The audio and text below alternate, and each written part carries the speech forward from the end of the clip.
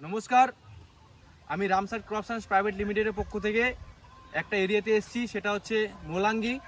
ঠিক আছে, এটা হচ্ছে শীতলকুচি ব্লকের অন্তর্গত কোচবিহার ডিস্ট্রিক্ট।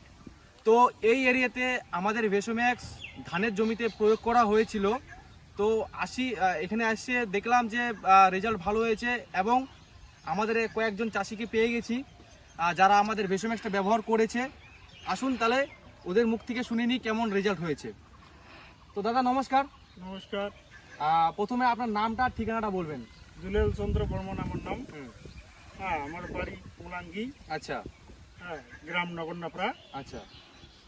আমি এই তরল সার ভীষণ ব্যবহার করছি। হ্যাঁ, তাতে ক্ষেতের আমার খুব ভালো রেজাল্ট করছে। আচ্ছা। হ্যাঁ, তাতে গাছ উচ্চে লম্বা হয়েছে অনেক। আচ্ছা। হ্যাঁ, খুব বড়, খুবটা অনেকটা মোটা হয়েছে। পাঁচকাঠির সংখ্যা অনেক বেশি আছে। আচ্ছা। পরিশ্রম অত নাই। পয়সার দিক দিয়ে অনেক কম লাগে। পয়সার দিক দিয়ে অনেক খরচা কম। খরচা কম। আচ্ছা, ওকে। আর দ্রুত গতিতে আপনার রেজাল্টটা তাড়াতাড়ি পাচ্ছেন। আমি বলবো যে আমি এই সারটা ব্যবহার করছি। হ্যাঁ, আগামীতে আপনারাও ব্যবহার করুন, এটুকুই বলবো।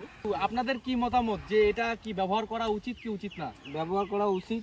আর যেহেতু দেখতে পারলাম যে পাশের ক্ষেত রাসায়নিক সার দিয়ে ইউরিয়া সারটা দিয়ে আবাদ করছে, সেখানে অনেক হাইটও কম আছে, এই যে জমিটা আছে, এই জমিটা হচ্ছে নরমাল রাসায়নিক সার দিয়ে করা, আর এটা যে আছে এটা হচ্ছে আমাদের তরল সার যেরকম ভেসোম্যাক্স দিয়ে করা।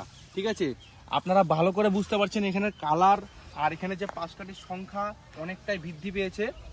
তো আপনি কি বলতে যাচ্ছেন দাদা, এটা কি মানে সবাইকে কি রিকমেন্ড করা উচিত চাষি ভাইদের? সবাইকে বলা উচিত, জানা উচিত যে এই সারটা এই ভেসোম্যাক্স দেওয়ার পরে সারটা অনেক উন্নতি দেখা যাচ্ছে।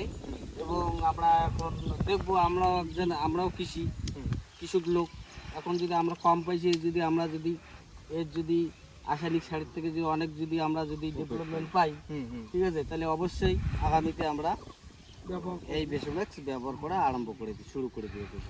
ঠিক আছে।